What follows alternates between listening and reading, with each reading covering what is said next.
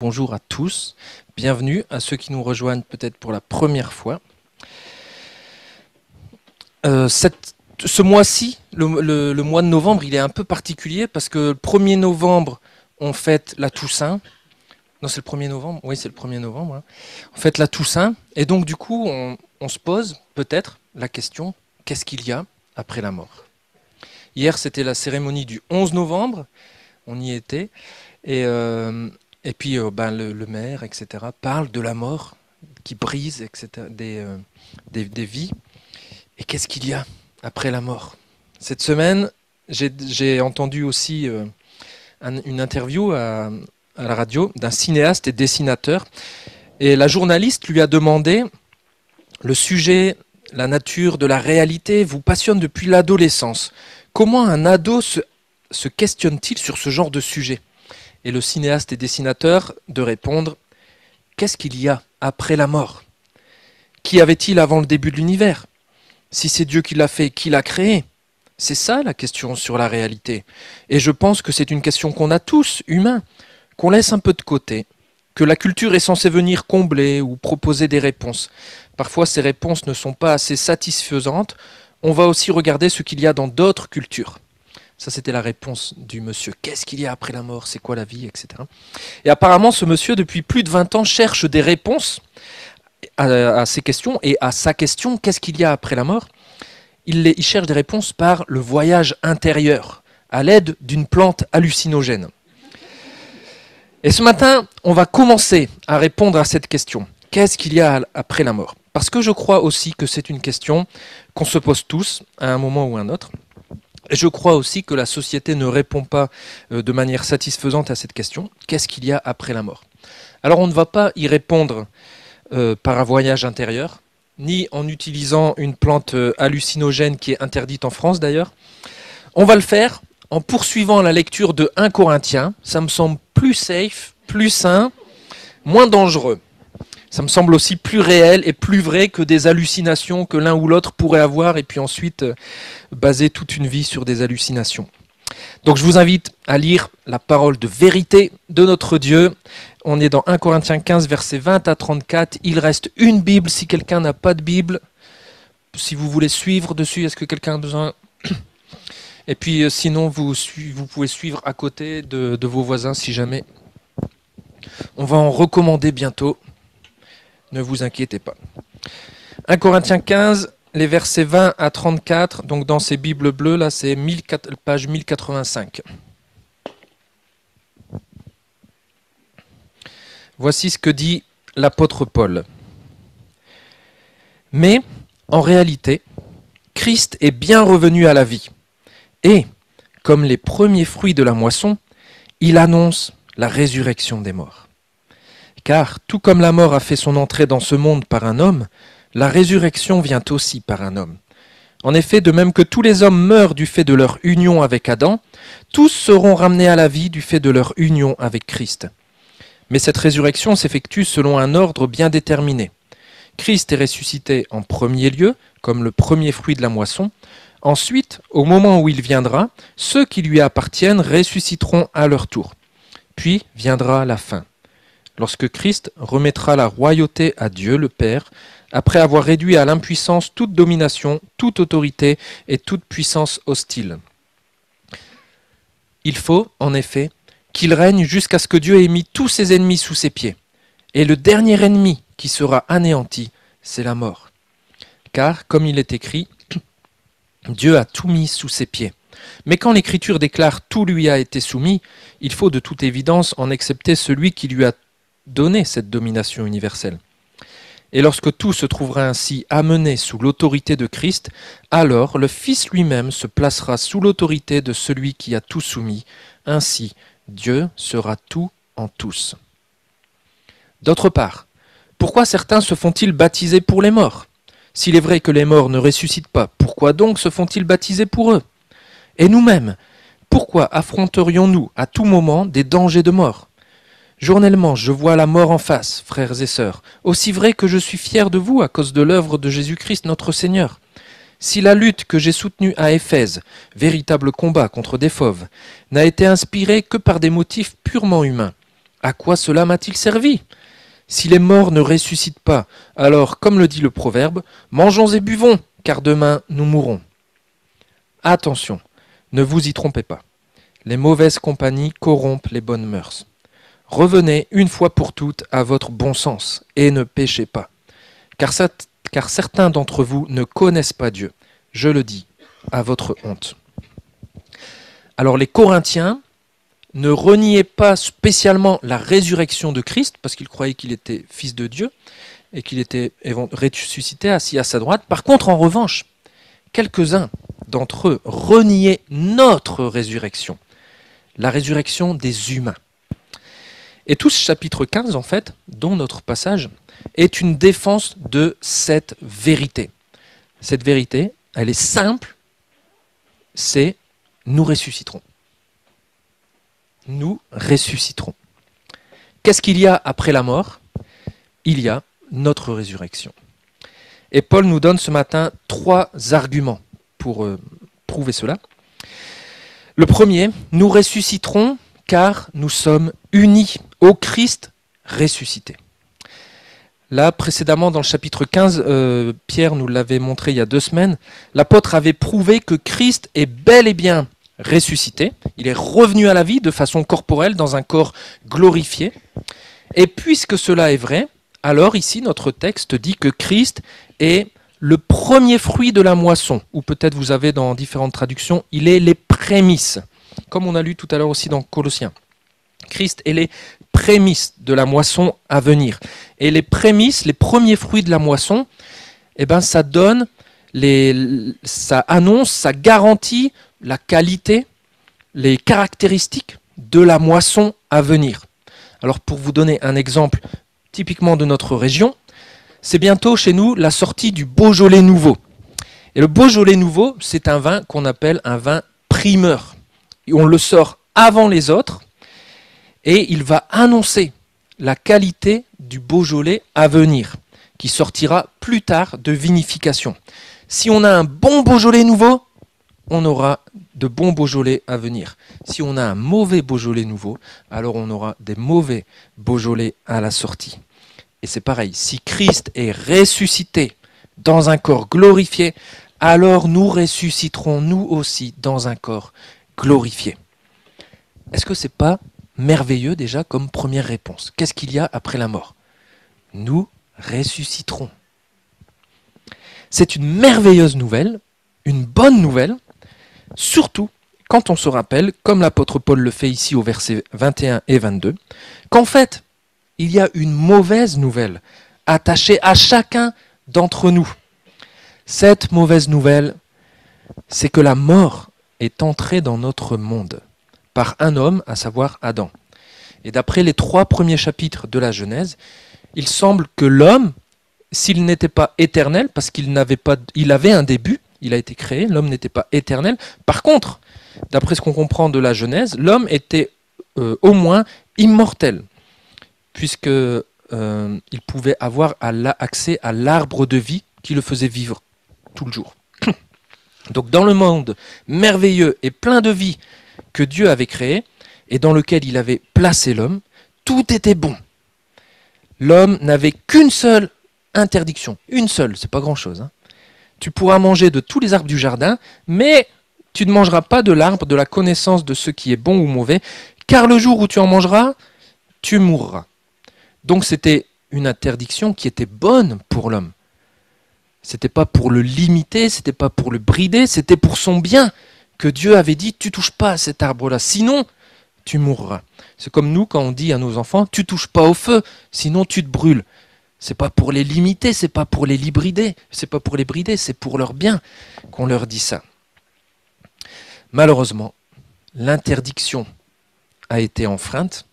L'homme a mangé du fruit de cet arbre. Donc, qu'est-ce qui devait arriver? Qu'est-ce qui devait arriver? La mort. La condamnation devait tomber sur lui, il doit mourir. Et la mort, à partir de ce moment-là, fait son entrée dans le monde. Qu'est-ce qu'il y a? Il y a de l'hostilité entre les êtres humains et le reste de la création. Il y a de la peine, des douleurs dans le processus qui est pourtant censé donner la vie, la grossesse, l'accouchement. Il y a des conflits entre l'homme et la femme, entre les humains. Et l'homme créé à partir de la poussière doit retourner maintenant à la poussière. La mort a fait son entrée dans le monde de bien des manières. Et l'homme, maintenant, n'a plus accès à l'arbre de vie qui lui permettrait de vivre pour toujours. Donc l'horizon de l'être humain maintenant, c'est plus la vie, mais c'est la mort. La mort a fait son entrée dans le monde. Et les chapitres suivants de la Genèse révèlent cette vérité, le révèlent bien même. Genèse 3, la mort fait son entrée. Genèse 4, premier meurtre. Abel est tué par Caïn.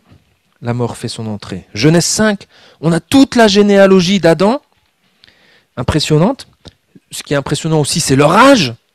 Mais à chaque ligne, chaque verset dans cette généalogie, chaque verset se termine par « puis il mourut, puis il mourut, puis il mourut ». La mort a fait son entrée dans le monde par un seul homme, Adam. Et tout être humain qui est issu aujourd'hui d'Adam, qui est uni à Adam, donc autant dire toute l'humanité entière, meurt depuis ce jour-là. Et voilà pourquoi, aujourd'hui encore, nous allons tous mourir un jour ou l'autre. Mais on n'aime pas cette idée de la mort. On est d'accord ? On n'aime pas la mort. Alors on cherche à l'éviter, en la retardant. On cherche... Désolé. On cherche la jeunesse éternelle, l'élixir de jouvence, le botox, etc.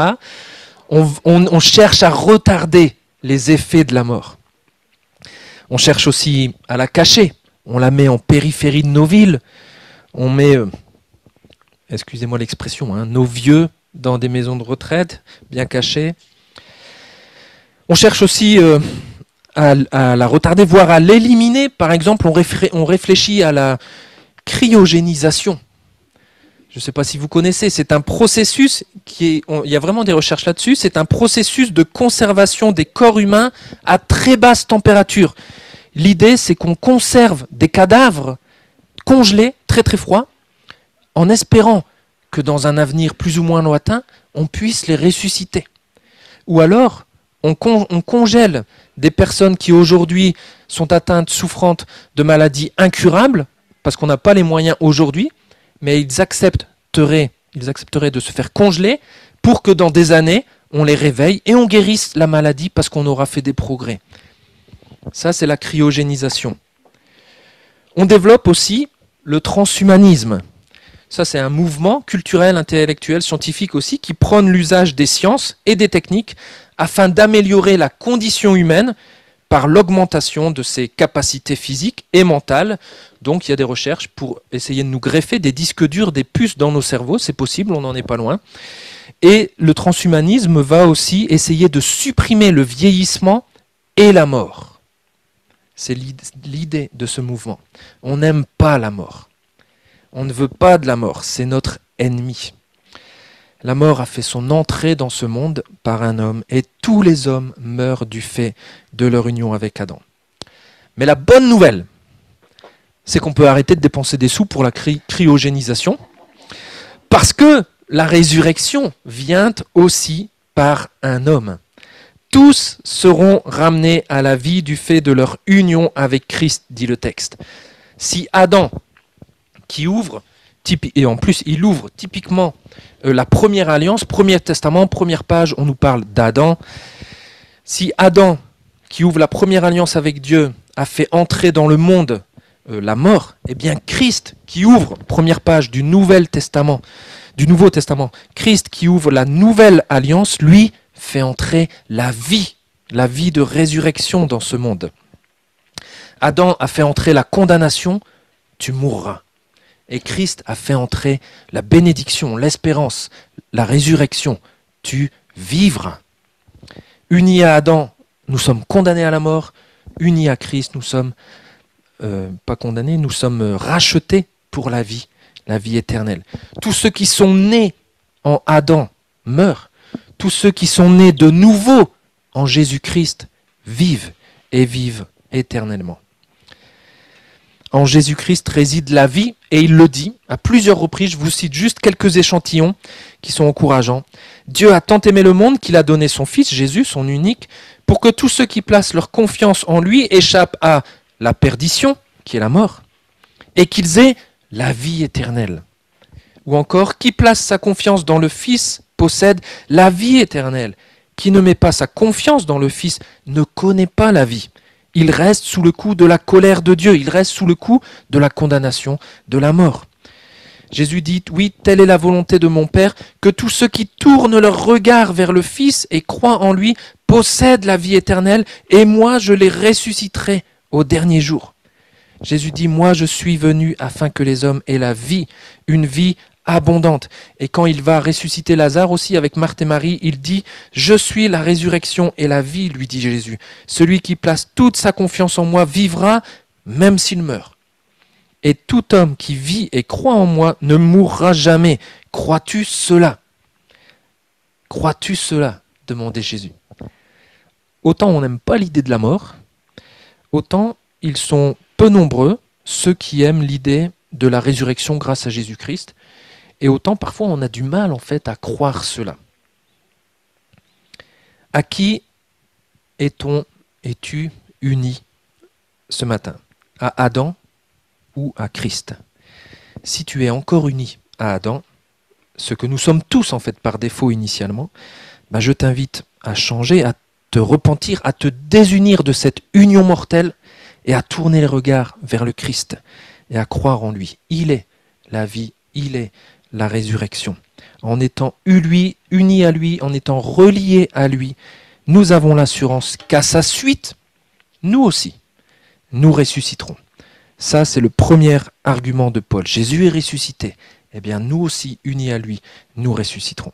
Le deuxième argument, c'est que nous ressusciterons car le royaume de Dieu est à venir. Versets 24 à 28. Depuis que la mort est entrée dans le monde, avec Adam, la Bible, dans l'Ancien Testament comme dans le Nouveau Testament, nous fait connaître le grand dessein de Dieu, le grand plan rédempteur, le grand plan de sauvetage de Dieu pour son univers, comme Jérémie Biancheri nous l'a montré la semaine dernière. Vous pouvez réécouter sur YouTube. Et ici, ce plan, l'apôtre Paul, il nous le résume aussi, avec les versets 27 et 28. Le plan, c'est quoi? C'est que tous les ennemis de Christ doivent être anéantis, bannis. Tout doit être amené sous l'autorité de Jésus-Christ. Et Christ doit remettre le monde restauré à Dieu, son Père. Dieu, son Père, avait envoyé Jésus pour récupérer, racheter, réparer ce monde brisé. Et à la fin de l'histoire, le Fils remet le monde restauré à Dieu le Père.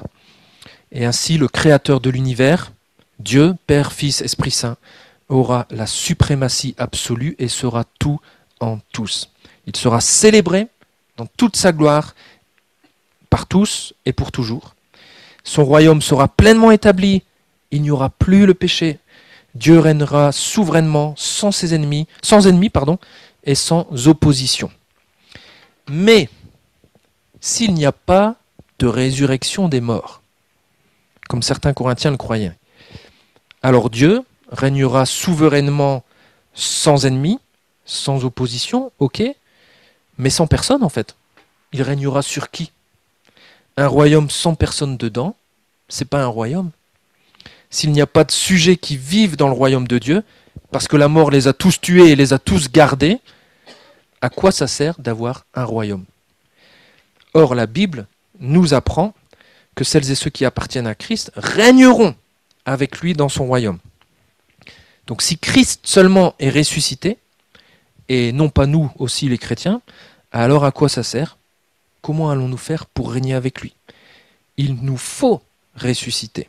Il faut que les morts ressuscitent pour le royaume de Dieu. Et aujourd'hui, cette vérité, elle n'est pas facile à saisir, à croire. Nous y croyons par la foi. Nous faisons confiance à Dieu qui nous a révélé que nous ressusciterons. Mais ce n'est pas simple à croire. Parce qu'aujourd'hui, par exemple, nous subissons encore la mort. Et ce, de bien des manières. Et Paul, là, c'est pour ça que Paul le rappelle, le dernier ennemi qui sera anéanti, c'est la mort. Alors certains pourraient dire, à juste titre. Ouais, mais en plus on l'a chanté tout à l'heure. Il est sorti du tombeau, Christ a brisé la puissance de la mort. Je ne sais plus comment on l'a chanté, mais c'était un peu comme ça. Ça vient de Philippiens. Christ a brisé la puissance de la mort. Il a vaincu la mort déjà. C'est vrai, l'apôtre Paul le dit même à Timothée, hein, Jésus-Christ a brisé la puissance de la mort et, par l'évangile, il a fait resplendir la lumière de la vie et de l'immortalité. Donc c'est vrai, la mort est déjà vaincue. Tout comme on peut lire aussi dans la parole de Dieu qu'à la croix, Jésus a déjà désarmé toute autorité, toute puissance, toute domination, etc. Il les a cloués, donnés en spectacle en les clouant sur la croix, après sa victoire à la croix. Donc Jésus a déjà vaincu la mort, et pourtant la mort n'est pas encore morte. On la subit encore. Elle n'est pas encore anéantie.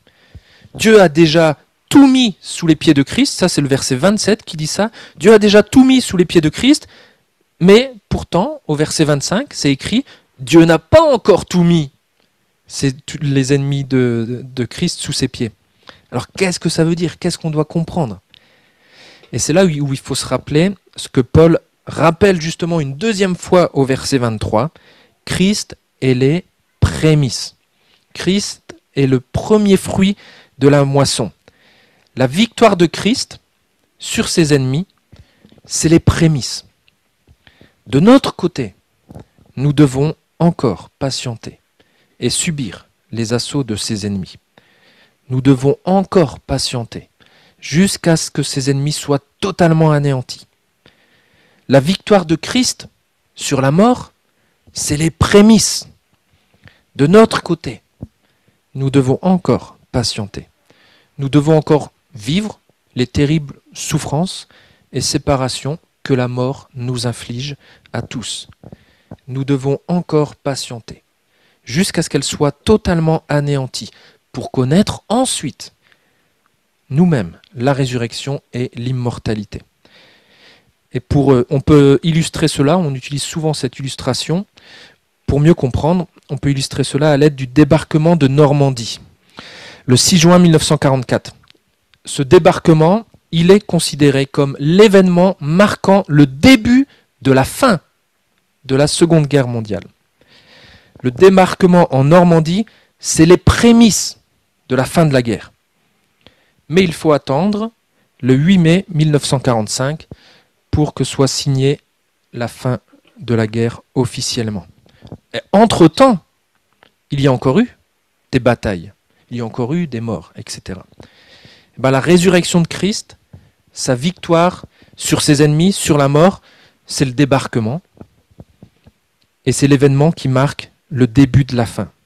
Et désormais, nous attendons le jour où le diable, là je cite l'Apocalypse, le jour où le diable, qui trompe tout le monde, sera jeté dans les temps de feu et de soufre, anéanti pour toujours. On attend le jour où la mort elle-même et le séjour de mort seront précipités dans ce même étang de feu. Ce sera enfin la mort de la mort. Et alors ce jour-là, ressuscités dans nos corps, nous verrons un ciel nouveau, une terre nouvelle. Nous verrons la ville sainte, la nouvelle Jérusalem, descendre du ciel d'auprès de Dieu, belle comme une mariée qui s'est parée pour son époux. Nous verrons Dieu habiter de nouveau avec nous, les hommes.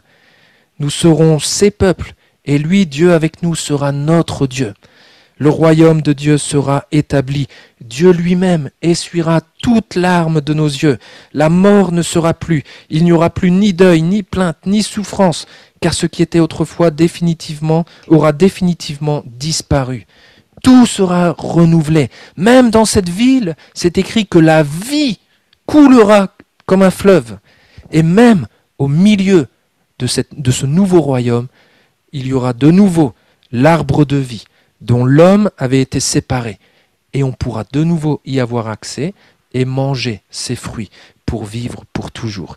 Il n'y aura plus aucune malédiction. Et l'Apocalypse dit, ces paroles sont vraies et entièrement dignes de confiance, de foi. Nous ressusciterons pour vivre et régner éternellement dans ce royaume, le royaume de Dieu avec son Fils. Est-ce que c'est pas magnifique? Est-ce que ça change nos vies dès maintenant? Oui ou non? Espérons, j'ai entendu espérons, c'est ça? Ah, par l'espérance. Ça devrait changer nos vies dès maintenant, en fait. On va le voir avec le troisième point. Mais là, on peut se poser une question. Ça, c'est magnifique. Alors, est-ce qu'on veut ressusciter pour ce royaume? Si on ne ressuscite pas pour ce royaume, on ressuscite pour les temps de feu, destinés aux ennemis de Dieu. Est-ce qu'on veut que ce royaume vienne rapidement? En ce moment, quand on entend en effet toutes les nouvelles, on aurait juste envie de dire « Oh oui, viens Seigneur Jésus, viens pour établir ce royaume. » Nous ressusciterons car le royaume de Dieu est à venir. Et dernier argument de Paul, nous ressusciterons car nous en témoignons dès aujourd'hui. Versets 29 et 34. Ou en tout cas, on devrait en témoigner dès aujourd'hui. Mais là, il y a trois façons de témoigner que nous ressusciterons. La première façon, c'est que nous en témoignons par le baptême. Alors ce verset, il est difficile à comprendre. J'ai lu qu'il y avait au moins 40 interprétations de ce verset. Bon. Est-ce qu'il est question de baptême par substitution? C'est ce que croient par exemple les Mormons. Donc ils se font baptiser pour ceux dans leur génération du dessus qui n'étaient pas baptisés et donc pour eux pas sauvés. Donc ils se font baptiser pour des morts, des personnes qui sont mortes. Est-ce que c'était une tradition à Corinthe de se faire baptiser peut-être pour des jeunes convertis qui n'ont pas eu le temps de se faire baptiser, mais parce que la persécution était là, ils sont morts avant d'être baptisés, et donc quelqu'un se faisait baptiser en leur nom, entre guillemets, pour continuer de penser à eux. Est-ce qu'il est question de baptême pour les morts par superstition, ou à cause d'une mauvaise compréhension des voies de Dieu? Là c'est écrit, donc ils se font baptiser pour les morts, mais on peut aussi traduire, ils se font baptiser, le baptême par-dessus les morts. Alors est-ce qu'il est question de se faire baptiser dans des cimetières au-dessus des tombes de croyants? Certains le pensent, parce que le baptême est un symbole de résurrection, donc au moins tu as la mort en dessous, et hop, tu sors, tu es ressuscité. On peut aussi traduire, en fait, le mot pour, baptême pour les morts, il a au moins 10 significations, donc baptême par-dessus les morts, donc ça, voilà, certains pensent que c'était peut-être dans des cimetières, on n'a pas de traces. Pour, ça peut aussi être compris baptême à cause des morts. Est-ce que Paul veut dire que des personnes se sont converties et se sont fait baptiser à cause du témoignage de chrétiens qui sont déjà morts? Et ça, c'est vrai, on connaît des gens qui viennent au salut par le témoignage de ceux qu'ils désirent imiter.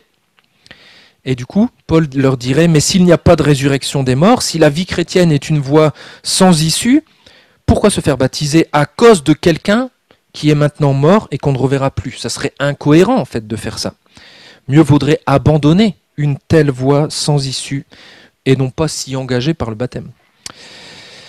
Mais pourtant, nous témoignons encore aujourd'hui de la résurrection par notre baptême, parce qu'on peut aussi traduire baptême pour les morts par baptême pour la cause des morts, baptême en faveur pour la cause des morts. Et ce sens va bien avec le sens du baptême. Le baptême, c'est quoi? C'est un acte où on témoigne publiquement et concrètement d'un engagement pour la cause de Christ. Le baptême symbolise la mort à notre ancienne vie, notre ancienne façon de vivre, et notre résurrection pour une nouvelle vie où nous avons l'intention de vivre pour Christ, pour la cause de Christ. Mais si Christ et tous ceux qui l'ont suivi après si Christ est mort et reste mort, alors pourquoi se faire baptiser pour sa cause? Alors ici, Paul dirait, en fait, tout simplement aux Corinthiens, si les morts ne ressuscitent pas du tout, pourquoi quelqu'un se ferait baptiser et ainsi s'engagerait publiquement pour la cause de gens morts et restés au tombeau, c'est-à-dire Christ, et puis tous ceux qui se sont fait baptiser aussi après lui. Si les morts ne ressuscitent pas, l'engagement du baptême perd tout son sens, tout son intérêt. Mais les morts ressuscitent. Nous ressusciterons.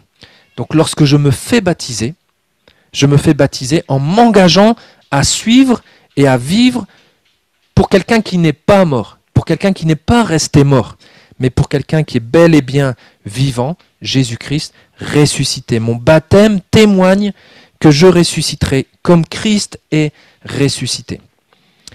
Alors je lance une question, hein. Avez-vous déjà témoigné de cela par le baptême? Si vous réfléchissez au baptême, n'hésitez pas à venir me voir ou venir voir Pierre ou Philippe ou quelqu'un d'autre même pour dire « je veux me faire baptiser aussi, je désire recevoir le baptême parce que Christ m'a sauvé et je veux aussi montrer qu'un jour je ressusciterai avec lui ». Ça c'est la première raison. Et on témoigne aussi de notre résurrection par notre persévérance avec les versets 30 à 32. Là, dans ces versets, on comprend que la vie à la suite de Christ, la vie pour la cause de Christ, ça entraîne souvent la persécution et la souffrance. C'est une vie dans laquelle il va falloir persévérer. L'apôtre Paul en a souvent fait les frais. Là, on lit dans le texte qu'il était à tout moment, il y avait des dangers de mort, où tous les jours, je fais face à la mort, il dit. Il a soutenu un combat, une lutte à Éphèse, véritable combat contre des fauves. Et pourtant, qu'est-ce qu'il a fait? Il avait tout ça qui l'embêtait, des obstacles qui le faisaient souffrir, et pourtant, il a persévéré pour la cause du Christ. Mais franchement, si les morts ne ressuscitent pas, si Christ n'est pas ressuscité, et si Paul ne ressuscitera pas, à quoi ça sert de se mettre dans de telles situations où on risque la mort? Franchement. La lutte chrétienne, la persévérance chrétienne, ça ne vaut pas le coup si Christ n'est pas ressuscité et si nous-mêmes nous ne ressuscitons pas. Ça serait juste de la folie en fait. Pourquoi supporter la souffrance et le danger pour la cause de Christ si tout se termine par la mort? S'il n'y a pas d'avenir pour le corps, alors pourquoi souffrir et mourir pour la cause de Christ? Pourquoi supporter et sacrifier tant de choses pour la cause de Christ, si tout prenait fin avec cette vie? J'ai réfléchi à qu'est-ce que je sacrifiais pour la cause de Christ. Pourquoi sacrifier tant de temps pour préparer des prédications? Hier après-midi, samedi après-midi, il faisait beau. J'étais tout seul dans mon bureau. Et j'ai travaillé jusqu'à... Je vous dirai pas. Pourquoi sacrifier tant de temps pour la cause de Christ si Christ est mort? Pourquoi sacrifier tant de temps pour des réunions de prière, des études bibliques, des formations bibliques, des groupes de maison en soirée où on est tous claqués, des conseils d'église qui finissent à 23h, des moments avec des amis pour partager l'évangile, des réunions de vie d'église, etc. Pourquoi sacrifier tant de temps pour la cause du Christ si tout se finit par la mort? S'il n'y a pas de résurrection pour les croyants qui sont morts, alors souffrir et mourir pour l'amour de l'évangile, c'est du masochisme. C'est juste souffrir pour souffrir. S'il n'y a pas de résurrection des morts, si cette vie humaine et temporaire, c'est tout ce qu'il y a, alors franchement, je préférerais faire autre chose de mes journées, de mes soirées et de mes week-ends. Manger et boire, comme Paul le dit, ça me plairait bien. J'ingurgiterai en plus plein de séries télé, j'en profiterai. Je laisserai le sensuel faire la loi. Je saisirai tout ce que je peux saisir. Je ferai tout ce que je peux faire. Je vivrai tout ce que je peux vivre. Si on meurt pour ne plus vivre après, l'hédonisme est tout à fait sensé. S'il n'y a pas de résurrection, on devrait faire la fête dès maintenant au lieu de nous exposer à la souffrance pour Christ. C'est ce qu'il y aurait de mieux à faire. Mais il y a une résurrection. Nous ressusciterons. Et cette espérance, elle est, ou elle devrait être, une grande source de motivation pour persévérer pour la cause de Christ, pour être prêt à travailler dur pour la cause de Christ, pour être prêt à souffrir pour la cause du Christ, pour être prêt à être exploité et ridiculisé pour la cause du Christ, pour être prêt à tout supporter pour la cause du Christ, pour être prêt à prendre des risques pour la cause du Christ, pour être prêt à donner du temps, de l'énergie, à s'investir pleinement dans un service, dans son service, pour la cause du Christ. Cette vie terrestre est présente, n'est pas toute notre vie. Une autre vie nous attend. Une vie éternelle. Donc statistiquement, mathématiquement parlant, si vous voulez, puisque notre vie est éternelle, ce qu'on vit ici-bas sur Terre, ça représente combien de pourcents? 0%. Ce qu'on vit sur Terre, ça représente 0% de notre vie à venir. Et nous, qu'est-ce qu'on fait? On investit tout pour notre vie d'aujourd'hui. On devrait investir pour cette vie qui est à venir. Donc ce n'est pas de la folie que de vivre pleinement ici-bas notre vie pour la cause du Christ. C'est même plutôt de la sagesse en fait. Alors ne pensons pas trop au manger et au boire, mes amis, parce que ça peut nous assoupir. Mais c'est notre persévérance pour la cause de Christ qui témoigne que nous ressusciterons. Et aussi, dernier point, nous témoignons de notre résurrection par notre obéissance, versets 33-34. J'ai dit là, ne pensons pas trop au manger et au boire, qui peuvent nous assoupir facilement, mais tout ce que j'ai décrit, si on nie du verbe nier, si on nie la résurrection finale, tout ce que j'ai décrit, c'est ce que décrit, c'est ce que vend notre société, nos sociétés, notre monde. Autant dans ses paroles que dans ses actes. C'est ce qu'on nous vend à longueur de journée. Les jeunes connaissent peut-être cet acronyme qui dit YOLO. On nous vend ça à longueur de journée. YOLO, you only live once. Tu ne vis qu'une fois, alors profite. Tu ne vis qu'une fois, croque la vie à pleines dents. On entend ça à longueur de journée et ça nous influence. Ça influence les chrétiens, ça influence l'Église de Jésus-Christ, tout comme ça a influencé les chrétiens de Corinthe. C'est pour ça que Paul leur cite là un poète de leur époque qui disait « Les mauvaises compagnies corrompent les bonnes mœurs ». Et le mot compagnie, ça peut aussi signifier communication. Donc on pourrait dire « Les mauvaises communications corrompent les bonnes mœurs ». Et les deux traductions se valent et expriment une vérité importante. Les compagnons de cette vie terrestre que nous choisissons exercent une grande influence sur notre pensée et notre comportement. Et les paroles que nous écoutons le font également.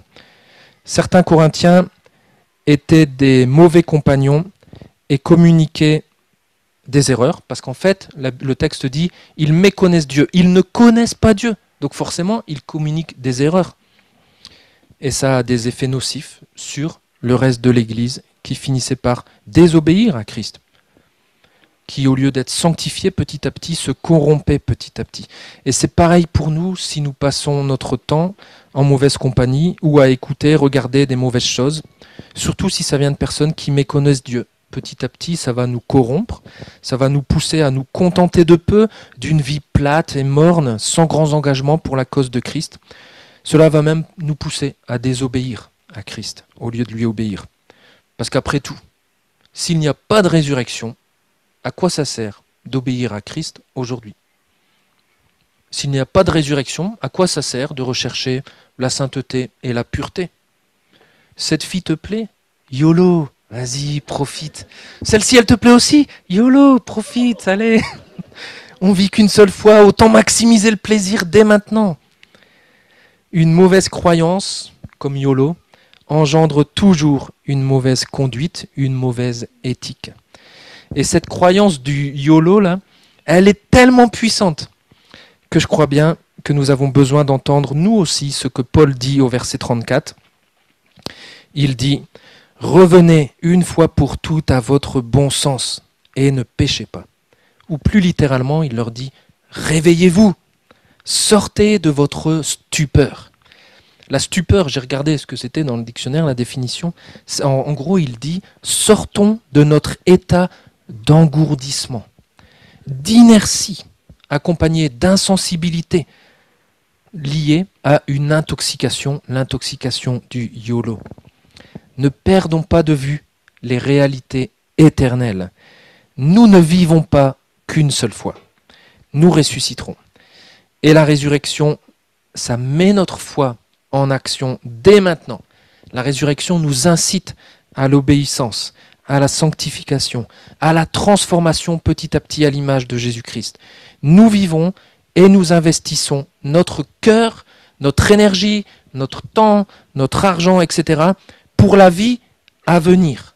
et pas pour cette vie présente. C'est ce que Jésus disait quand il disait « Amassez-vous un trésor dans le ciel, là où les mythes, la rouille, etc. ne peuvent rien détruire. » Nous témoignons de la résurrection par notre obéissance à Jésus-Christ. Alors, qu'est-ce qu'il y a après la mort ? On n'a pas donné beaucoup de détails sur ce qu'il y a après la mort. De toute façon, la Bible ne donne pas énormément de détails sur qu'est-ce qu'il y a après la mort. Elle n'en donne pas beaucoup plus. On verra, on en aura un peu plus à la suite du chapitre 15, mais on a déjà là une vérité des plus merveilleuses et glorieuses à cette question. Qu'est-ce qu'il y a après la mort ? Il y a notre résurrection. Nous ressusciterons. Si nous sommes unis à Christ, la Bible dit que nous ressusciterons alors avec lui pour le paradis. Si nous ne sommes pas unis à Christ, si nous sommes encore unis à Adam, alors la Bible et l'Écriture dit que nous ressusciterons, mais pour la condamnation qui est liée à Adam. Jésus est ressuscité des morts, il est vivant, et un jour, il nous ressuscitera, et nous vivrons avec lui dans son royaume. Et ça, c'est une puissante motivation pour s'engager à vivre pleinement pour lui dès aujourd'hui et pour le servir avec persévérance et obéissance. Tout à l'heure, Gilles m'a passé un texte d'un bouquin de David Sutherland, À chaque jour suffit sa grâce. Donc ça, lui, il m'a passé un texte du livre 2. Nous, on est en train de lire le livre 1 avec la famille, et c'est des exemples de vie chrétienne du passé. Et souvent, quand on les lit avec les filles, en famille, on voit des gens pleinement engagés. Et puis d'un seul coup, souvent, ça se finit par « Et puis il est mort à 24 ans ». Et tu as l'impression qu'avant, il avait passé déjà une vie entière, bien plus longue, à faire plein de choses pour Christ, où il mourut à 40 ans ou à 50 ans. Et du coup, en préparant cette prédication, je me suis rappelé de tous ces personnages, puis je me disais, ils avaient l'espérance de la résurrection, et donc ils s'engageaient pour Christ. Et ils mouraient à 24 ans, tant pis, ils savaient qu'ils allaient ressusciter après.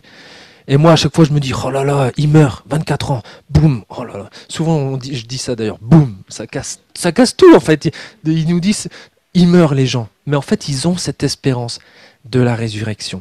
Et nous l'avons aussi. Unis à Jésus-Christ, nous ressusciterons. Que cela puisse nous encourager à vivre pleinement pour sa cause dès aujourd'hui.